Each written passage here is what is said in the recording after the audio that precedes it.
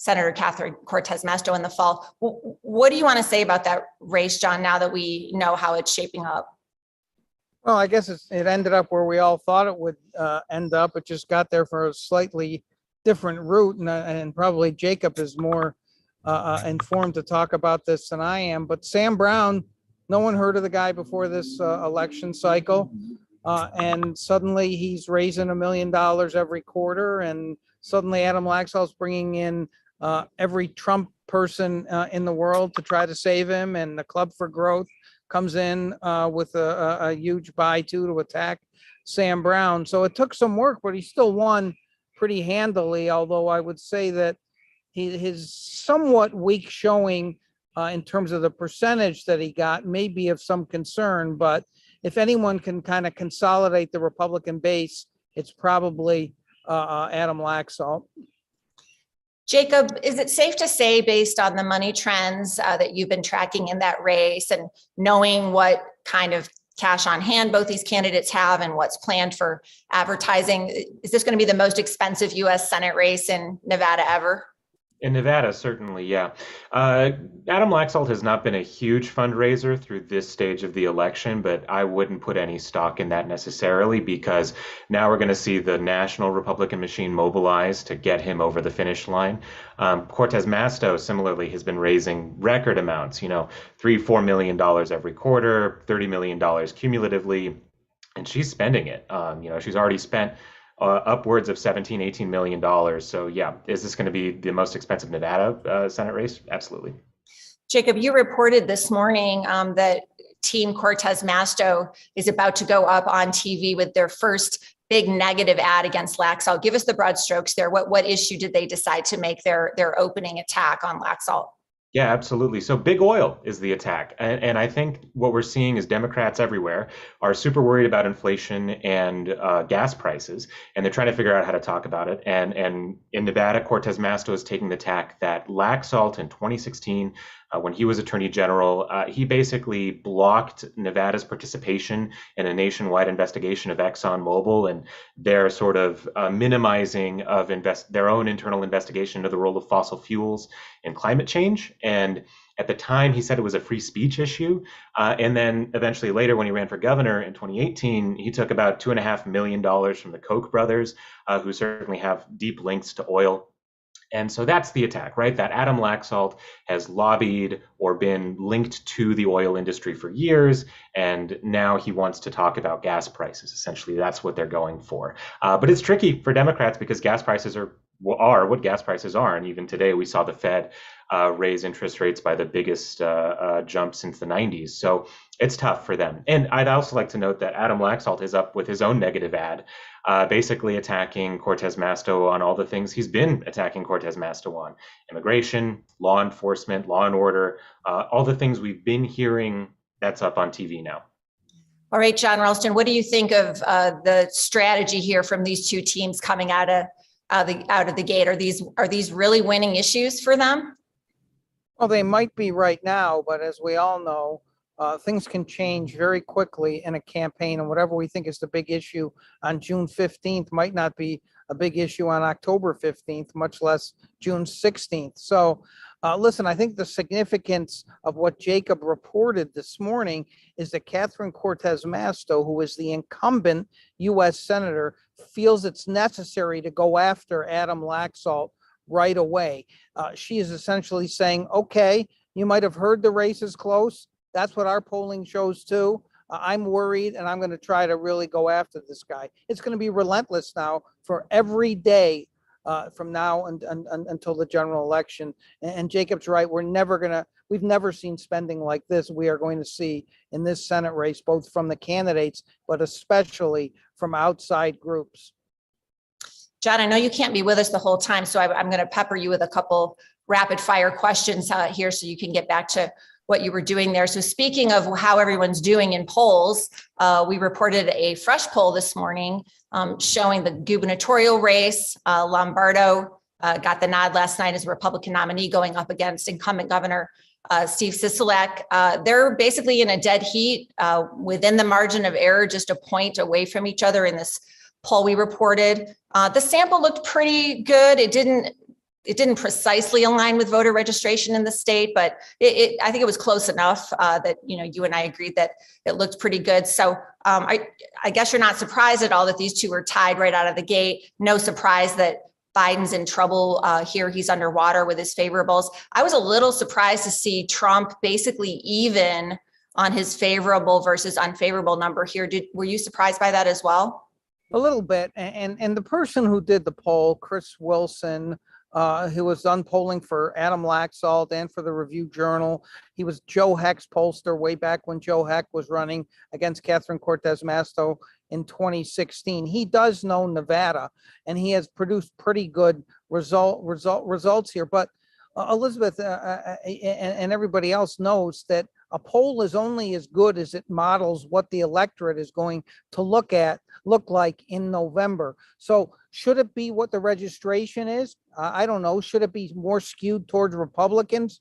Probably in most of these polls, because that's likely what's going to happen. But if the one thing I've learned in all these years covering politics is that things can change very quickly, to try to make pronouncements about what's going to happen in November is a fool's errand. Do I think that the race is very close? Yes. Do I think that Lombardo should be slightly worried that he lost Washoe County to a complete conspiracy theorist nut? Yes. He came in third from what I think the final numbers are going to show in a few of the rural counties. It's going to be harder for him to consolidate that vote than it will be for Adam Laxalt, I think. So he has to be concerned about that. On the other hand, there is a lot of animus out there towards Sisolak and his stewardship of COVID, whether it's 2020 hindsight or it's legitimate, and he's going to have to deal with that. And so the key to the whole election and every one of these elections is who's going to be able to identify who this huge group of nonpartisan voters are, which ones are really Democrats, which ones will be willing to vote for Democrats in a red wave year. And so that's going to be the key to the race, I think. We've got an audience question. We'll go right to it because this is a good one for you, John, before we let you go. We haven't talked yet about Mr. Marchant, but he won that primary last night for Secretary of State. So with that win, with this margin you just got done talking about between Lombardo and Gilbert, that's so interesting in these different counties, do you think that the Democratic meddling in some of these GOP primaries, meaning that the Democrats were putting money into super PACs to encourage people to support the more, let's say, radical or extreme candidates as opposed to the moderates, can we conclude that that worked? It's hard to, say for sure whether it worked. It certainly did help candidates like Marchant and Sigel-Chattah in the AG's race. However, this is a very, very dangerous game that they're playing in a very uncertain year.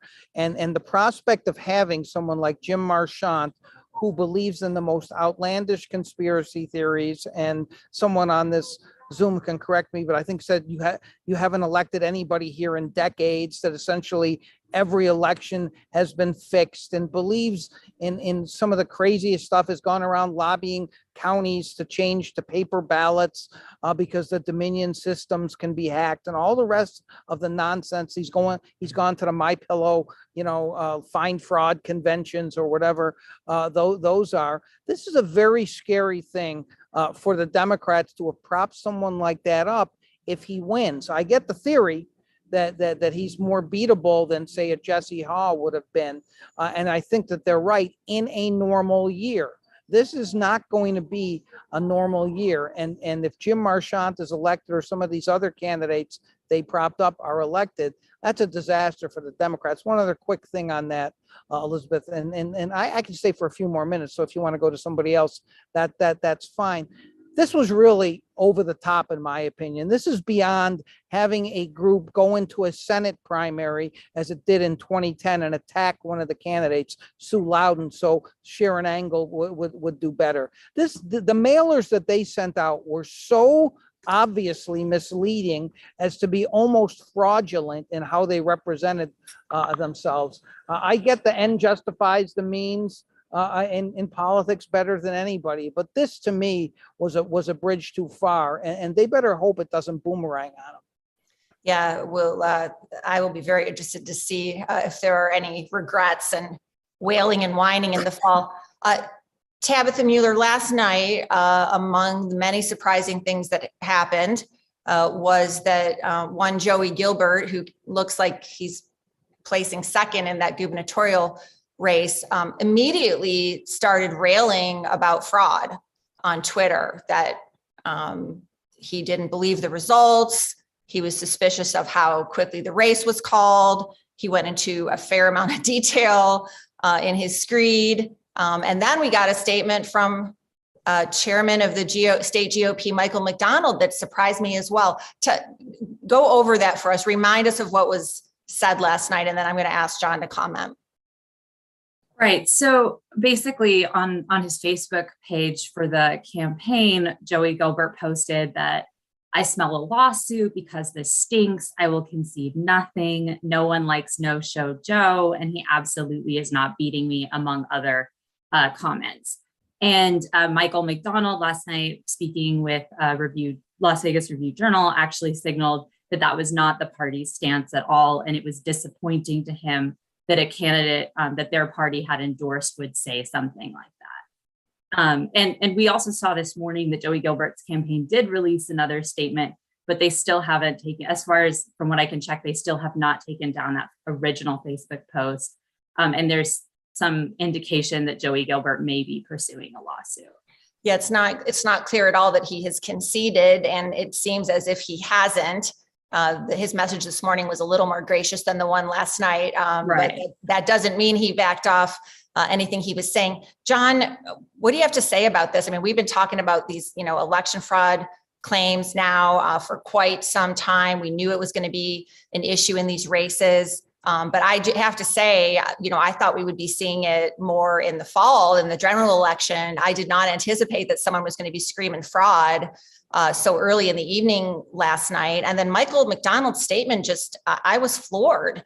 I mean, he's been a supporter of Joey Gilbert. He's been all on board the big lie voter fraud train the whole time. What do you think that's all about? Why did McDonald pivot and do a 180 on this voter fraud stuff last night? Because he's totally tethered to Trump and Lombardo and to win that race. And I think McDonald got a lot of blowback from Trump world when the Republican Party at its convention endorsed candidates other than the ones that Trump wanted to win, especially Lombardo. But I mean, you talk about a complete lack of self-awareness. Michael McDonald, who was crying fraud even before the 2020 cycle and other cycles, and then was one of the leaders, says he's very surprised to hear this coming from someone in the Republican Party. I mean, come on, have some self-respect. So the bottom line is, who cares what Joey Gilbert says? Joey Gilbert's going to be Joey Gilbert. He's probably gotten more business for his law firm now, which is all he really cared about in this race. But he's going to keep yammering away and getting a cult following and probably plotting his next move. We have an audience question, John, that I'm amused to toss to you.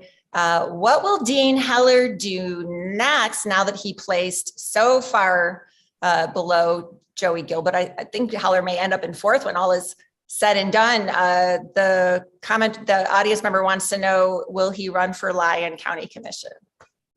Well, is that like a Danny Tarkanian path? I don't know.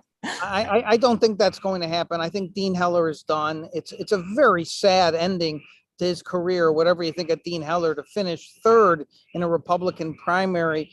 I mean, it's so embarrassing for him and the way he behaved during the primary. It's sad. I doubt he'll run for something like Lyon County Commissioner, but I mean, as someone who is about Dean Heller's age, I would say he's young. He can do something else. But I actually think he is so damaged in this state that I don't think he's ever going to run for anything else. So, Elizabeth and everyone, I do have to run. I just wanted to pop in at the beginning to say hello and say great job by this team. I hope people who are watching realize how hard all these folks on here worked to produce what we had on the site. And so I'm going to leave, but say great job, team. Have fun on the live stream. Thanks, John. Thanks for joining us. Okay, goodbye, John Ralston. I'm not sure who, I'll just toss this out in general for anyone on the team that wants to say words about it.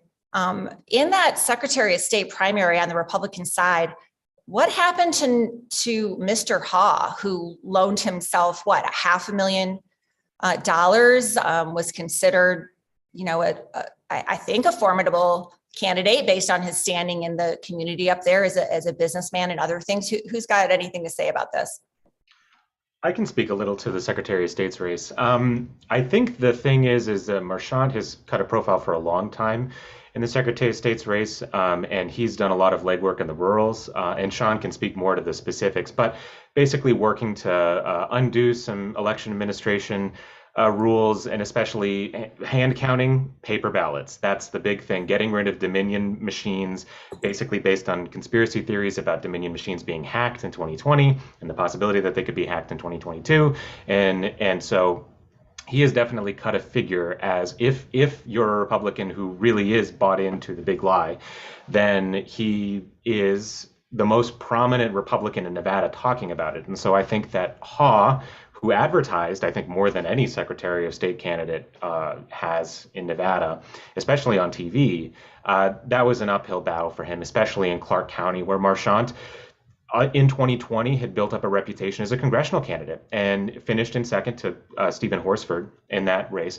But that was worth something, especially, again, in those rural counties, sort of in the southern part of the state, your Nyes especially. That's a great point, Jacob. I think one thing I want to say out loud that, it's a little elementary, but I think it can be easy sometimes for us to forget, for voters to forget, that name recognition really does matter, especially in these races where the electorate is huge, in a congressional district or in a federal or a statewide race. It does matter.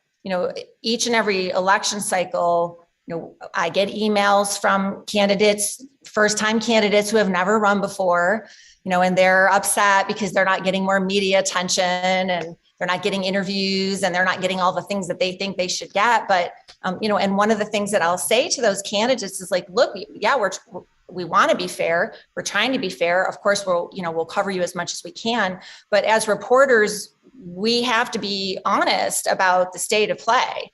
And the state of play in these big races is that name recognition matters a lot.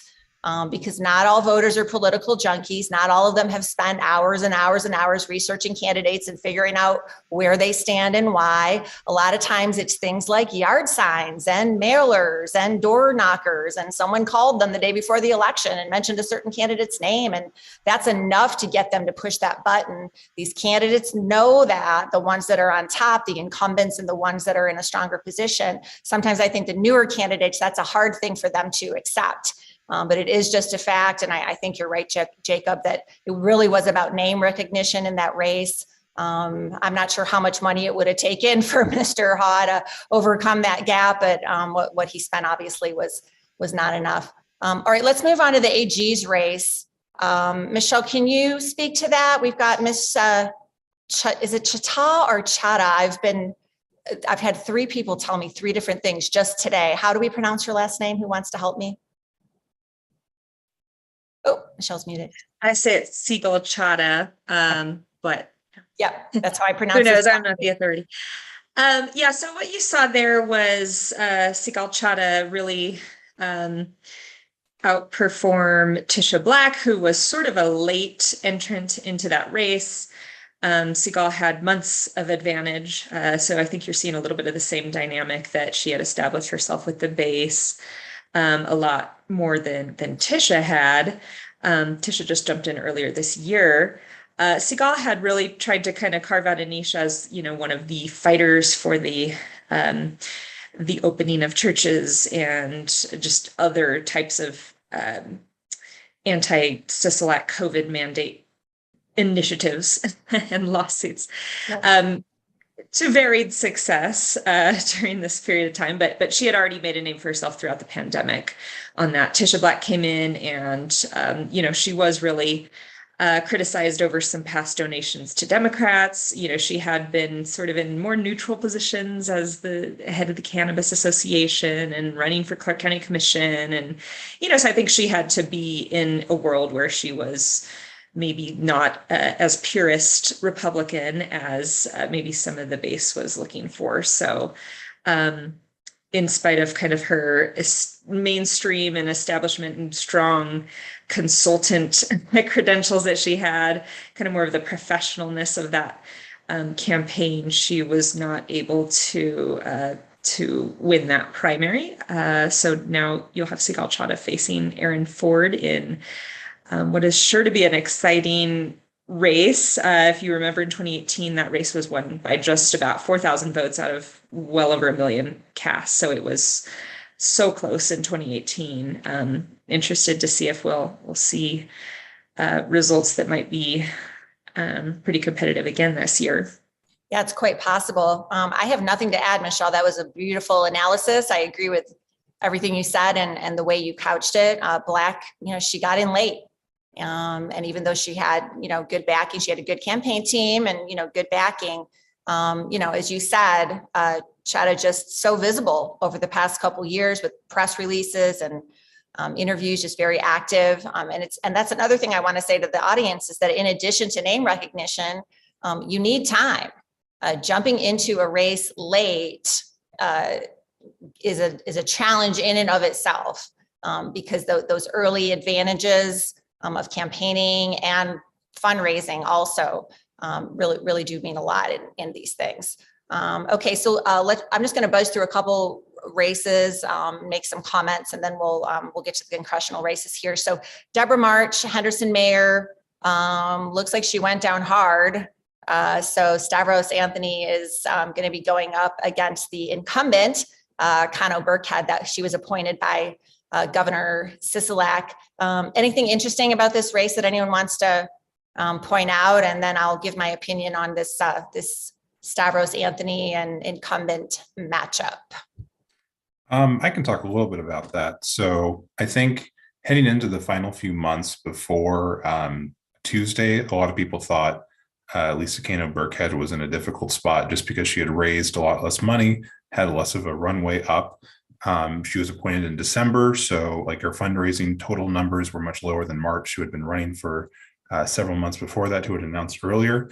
But what we saw was Steve Sisolak really start to campaign with and appear like on behalf of Cano Burkhead in the final kind of months before the election. She was endorsed by the Culinary Union, which is always a boost for any Democratic candidate.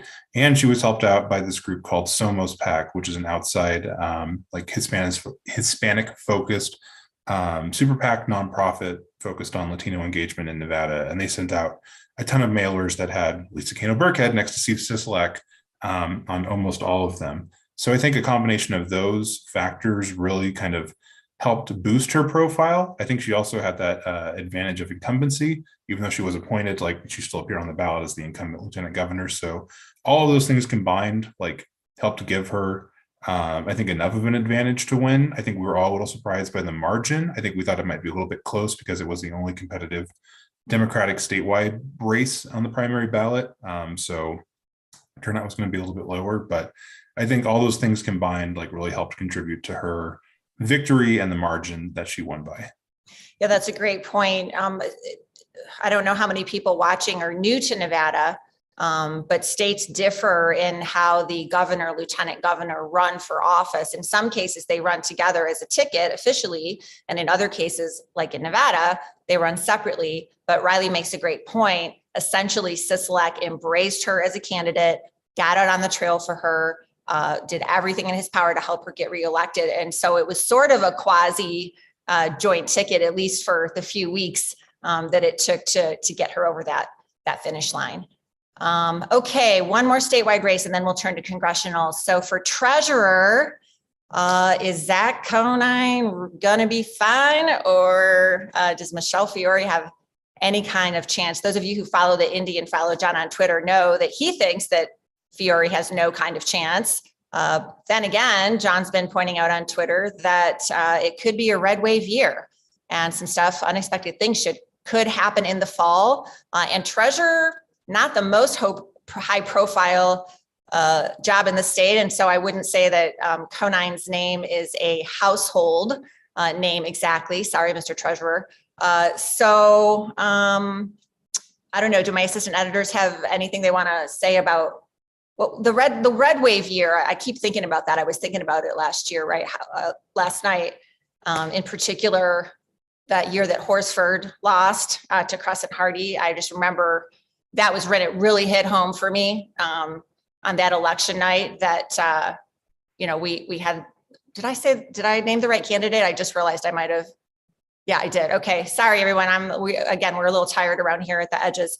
So that's when it really hit home for me. And so I was thinking last night, gosh, I wonder if we're going to have such a red wave, especially when I saw, Biden's unfavorable numbers and Trump's favorables this morning in that poll, thinking, oh my goodness, is it possible that candidates who are strong incumbents and ordinarily could expect to be reelected, are they really going to be vulnerable in the fall? We can't answer that question right now, of course, definitively, but it certainly looks like it's shaping up to be a possibility for the fall. Michelle, you're nodding along. You want to say anything on that?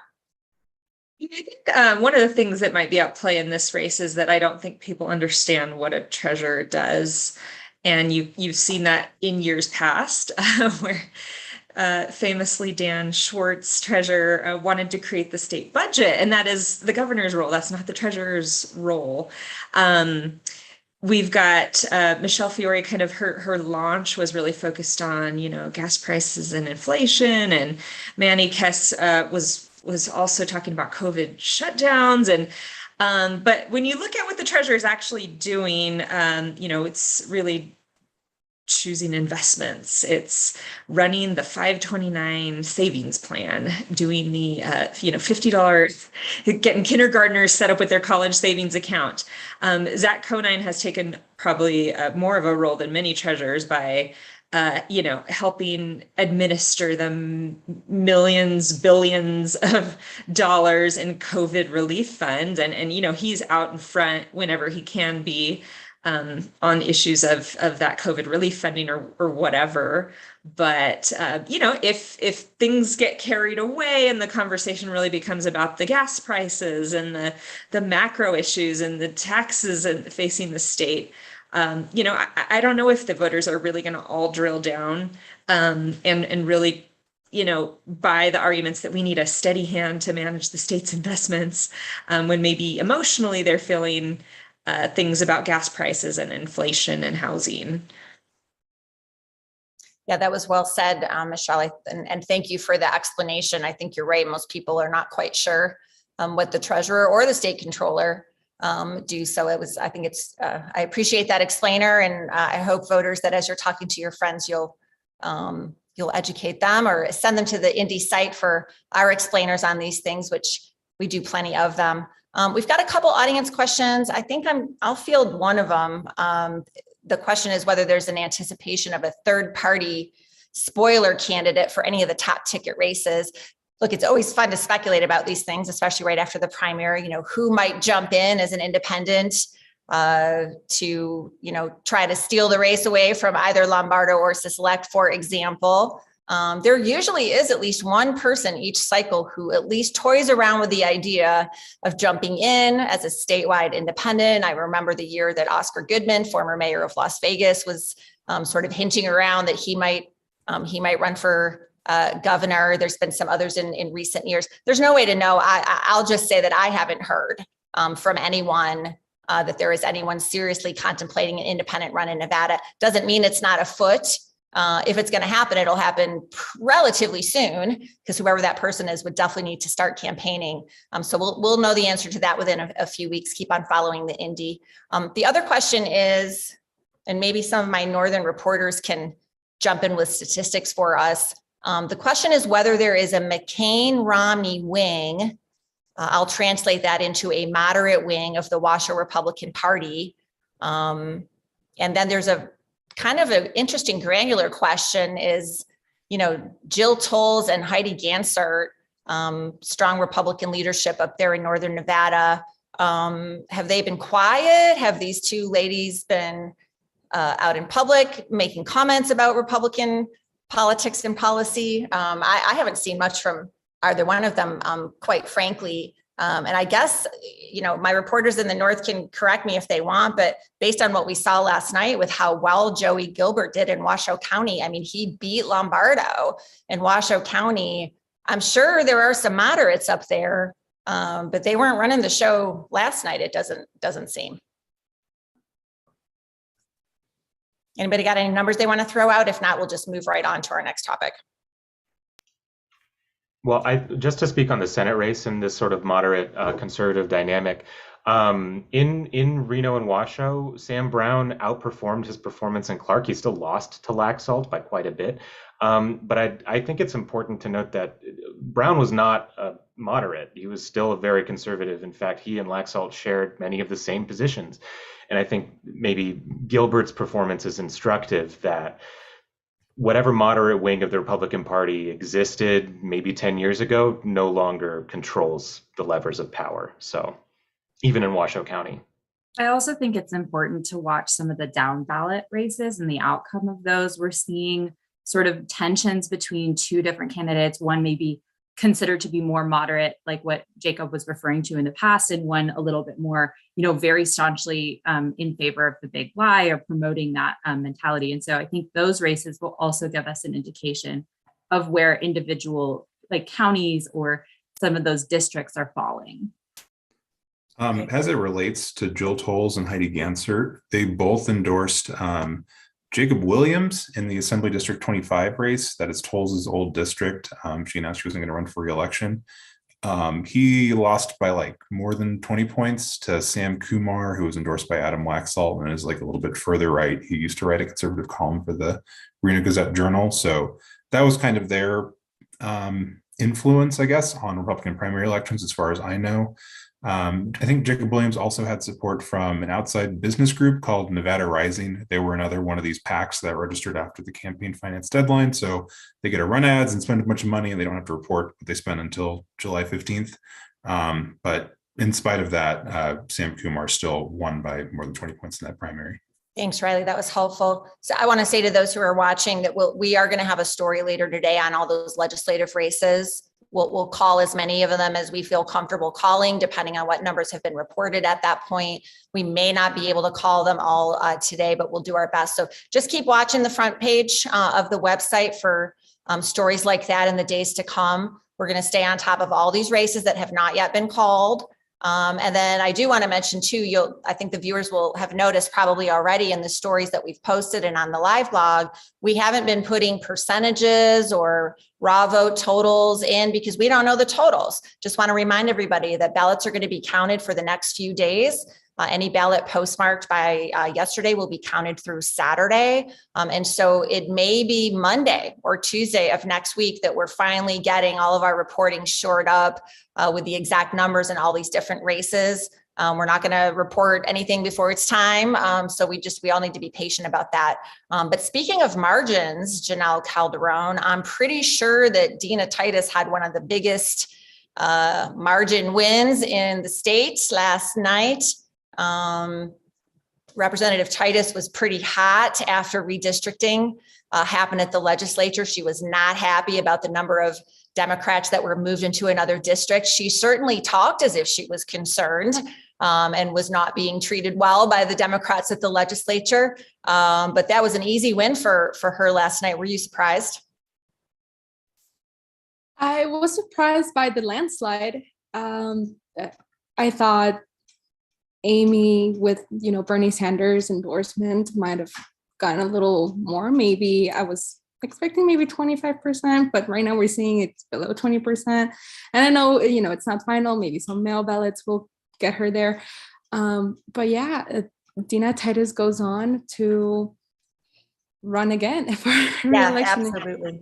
It'll be a safe win for her in the fall. I'm happy to predict that one right now. I want to just fill in the viewers who aren't familiar. So Amy Villelage was the challenger to Representative Titus in CD1. She's a self-proclaimed progressive.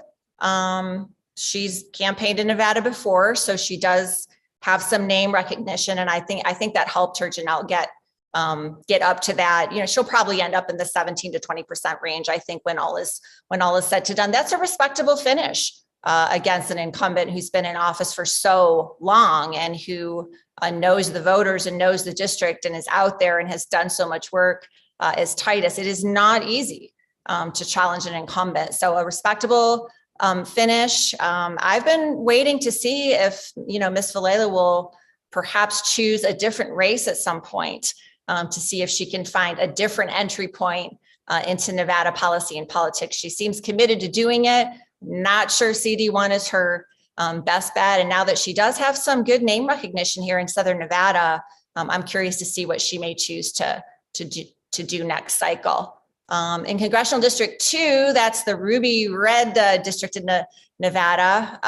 Another loss for Douglas County Commissioner Danny Tarkanian.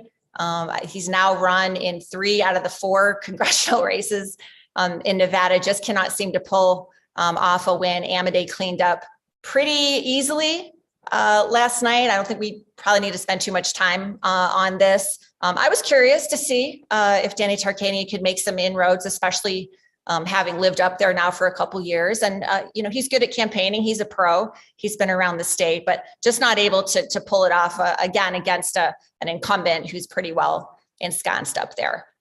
We were able last night, if I'm remembering correctly, we knew that Representative Susie Lee would be our nominee on the Democratic side. And we were able to call it for April Becker on the Republican side. I was reminded last night, and I want to thank the reporters for all of the institutional knowledge that they wove into our live blog and our reporting. I was reminded that, interestingly enough, Susie Lee in CD3 has outperformed the presidential candidates in the last 2 presidential races by quite a bit. And what that tells us is that she not only does she do well with the base, but maybe does a little better with crossover votes, with swing voters, possibly with nonpartisans. This is a different year. We've already talked about the red wave that may be coming. So April Becker's the nominee on the Republican side. Can someone remind me, did we get a statement from Becker that we were able to report yet? Yeah, so that was included in our roundup of the race yesterday. April Becker, even going back months before the primary, has really targeted Susie Lee in a lot of her campaign messaging. Her first big TV ad was blaming high gas prices on Susie Lee. And so, last night's statement really echoed that message. And, just about every fundraising statement that I see from April Becker's campaign has some mention of Joe Biden or Nancy Pelosi in it. And so, I think Susie Lee has, in years past, has done a good job of, proving herself as a moderate. She was ranked as one of the most bipartisan members of Congress. But April Becker is really putting in the work to do as much as she can to tie Lee with more unpopular members of the Democratic Party and people that are nationally known and perhaps not as well liked in Nevada. Let me stay with you, Sean. We started talking this morning as a team about that CD4 race, Peters versus Black. We didn't feel comfortable calling it last night. For those who haven't seen it already, have we called it? We have called it. We've called it for Sam Peters. He has defeated Annie Black, Mesquite-based assemblywoman. They kind of ran some similar messaging throughout their campaigns. Both have pretty firmly aligned themselves with former President Donald Trump, and they really occupy that far right wing of the party. Sam Peters, he's gotten endorsements from Jim Marchant, he has support from Adam Laxalt, Andy Biggs, who is the former chair of the House Freedom Caucus, which is really the far right group in Congress. And so I think similar to the dynamics we're seeing in the District 3 and the District 1 race, there's just a lot of outside groups, national Democrats, national Republicans that are going to be pouring a lot of money into the Las Vegas market to try to flip these seats red in November. We've got an audience question about, I guess this is a reverse version of the where have all the moderate Republicans gone question. How many Nevada Republicans support the MAGA, the Make America Great movement, which is so closely tied to President Trump? I'll just answer for everybody and say, we don't know, but we're going to find out in November. And it will be interesting. I think it's clear from last night's primaries, and I can't remember which of you already pointed this out, but the more conservative, Trump-loving wing of the Republican Party is doing better right now. In general, there's always exceptions to that, of course, based on all kinds of things, and incumbency is one of them. Mark Amadei, for example, despite Danny Tarkanian's attempts to paint him as a liberal, is not really known as a liberal. He's pretty conservative, but Danny Tarkanian quite a bit more conservative. So if we were only talking about where people are on the political spectrum, Tarkanian might have had an advantage. But again, that incumbency really does matter, that name recognition and that incumbency in these bigger races. Okay, so I'm just going to rattle off a couple. We're going to probably go up to the top of the hour and then call it quits. So we've only got about 10 minutes left here. So for those of you who didn't see it yet or just need a reminder, Kevin McMahill is going to be the Clark County sheriff. He was endorsed by Lombardo and a number of police activist groups. That was one of those 50% plus one vote races, meaning that if you got that much, then you won the race outright. Otherwise, it would have been a top two race for the general, but McMahill managed to lock that down last night. Same thing with Steve Wolfson, easily, although that primary works a little different, I want to be clear.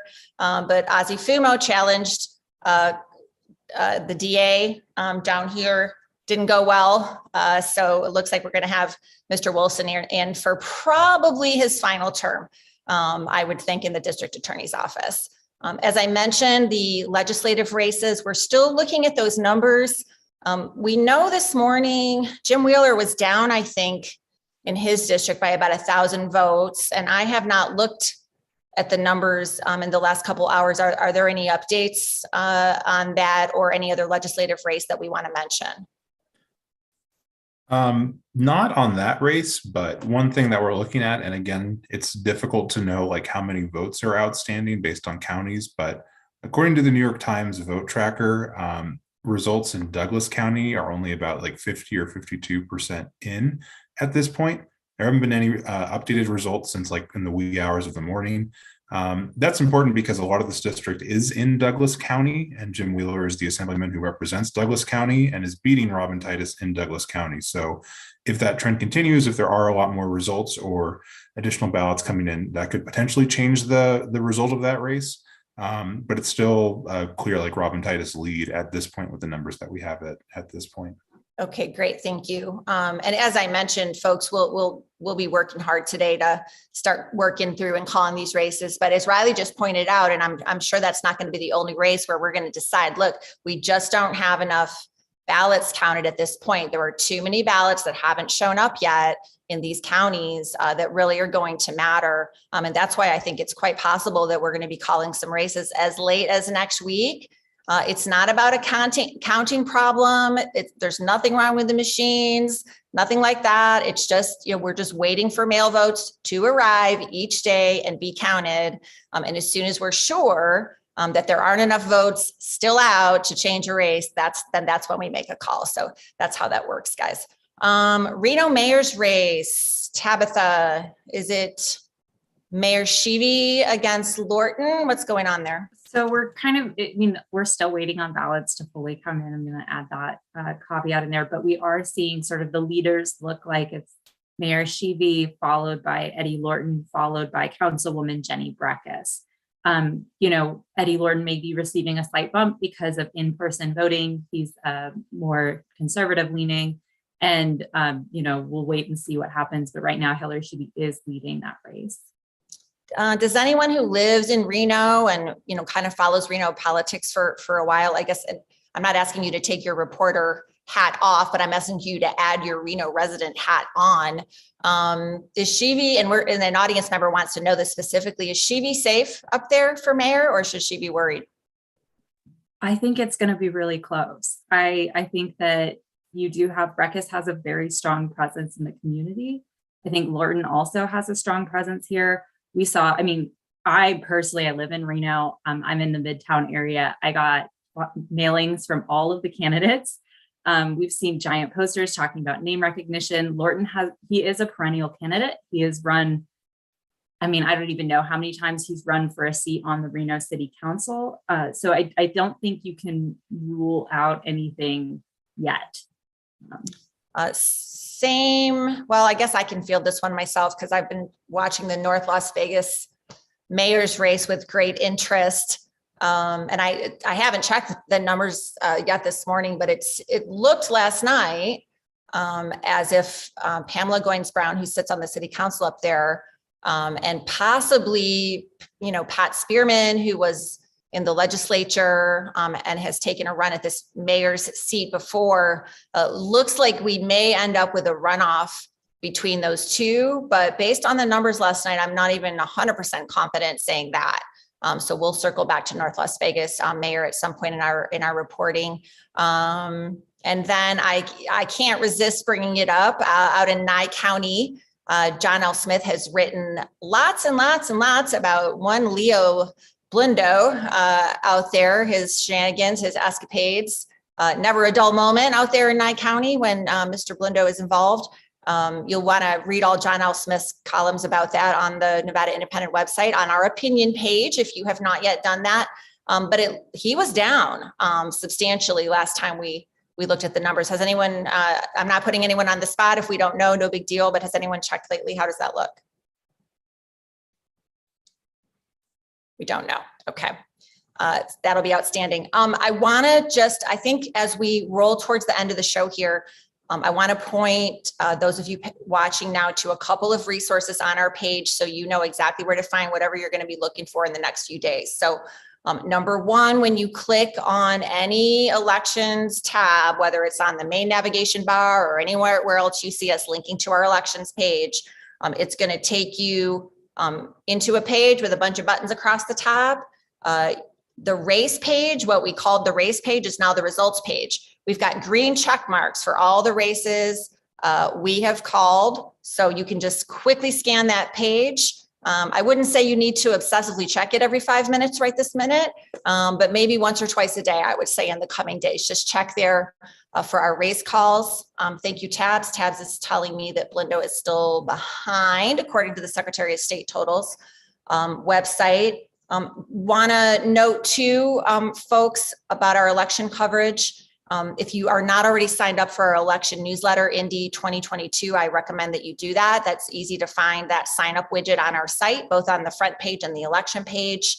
We're going to have quizzes, more quizzes coming up. Those of you who have been following us on Twitter know that we're all about political trivia here.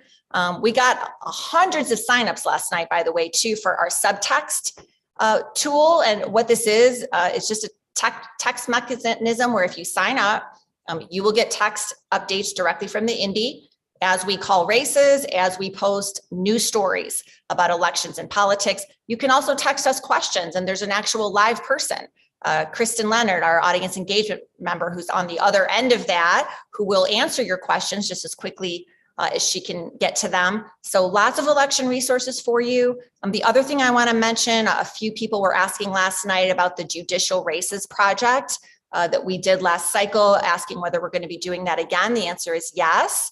For the general election, we'll be analyzing again with a great legal team affiliated out of UNLV Law School.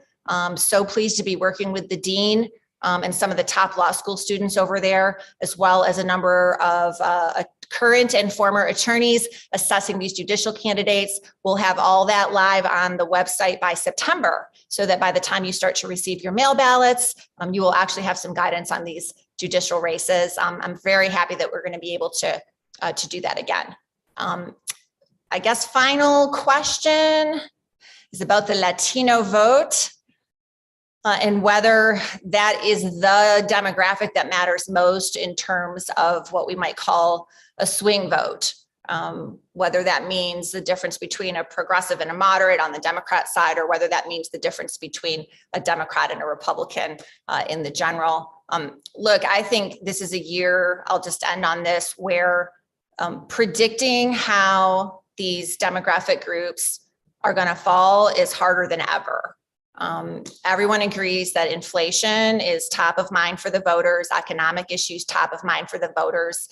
And because that's the case, I think we could see some unusual things happen among the Latino vote, among some of these other demographic groups. I think we could see more crossover votes than we've ever seen. I think it's going to be harder to predict which way the true nonpartisans are going to vote than ever before. And there may be some split ticket voting, which goes on, which is always confusing at the end when you are evaluating all the numbers and realize that, wow, there must have been some ticket splitting because some of these results are just, they don't make any sense unless you really start to drill down and understand that voters are, each and every one is a unique person with a unique set of problems and concerns and values and habits with voting. I think this is going to be a really, really hard year for anyone to predict anything with any certainty. Although our fearless leader, John Ralston, will certainly try. And we look forward to his early voting blog in the fall and along with his political and election predictions. So on that note, thank you very much for joining us for the post-election show. Keep following our team on the NevadaIndependent.com, as well as on Twitter and all of our platforms. Thanks a lot for joining us, and we will see you online.